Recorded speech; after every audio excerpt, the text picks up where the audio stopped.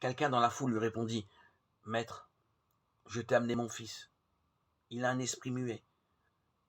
L'esprit s'empare de lui, n'importe où. Il le jette à terre, et l'enfant écume, grince des dents, et devient raide. Mais si tu peux quelque chose, viens à notre secours, par pitié pour nous. Jésus lui dit: Si tu peux, tout est possible pour celui qui croit. Aussitôt le père de l'enfant s'écria: Je crois, viens au secours de mon manque de foi. Jésus menaça l'esprit impur. L'enfant devint comme mort. Mais Jésus, en lui prenant la main, le fit lever, et il se mit debout. Marc 9, 14, 29. Beaucoup de gens guéris par Jésus sont dits dans les évangiles possédés. À l'époque, on attribuait à l'influence des démons ce que maintenant on appellerait plutôt maladie nerveuse ou mentale. Ici, c'est manifestement un cas d'épilepsie. Jésus lutte pour que chacun soit vraiment lui-même, capable d'orienter librement son existence, délivré de tout ce qui le met hors de lui.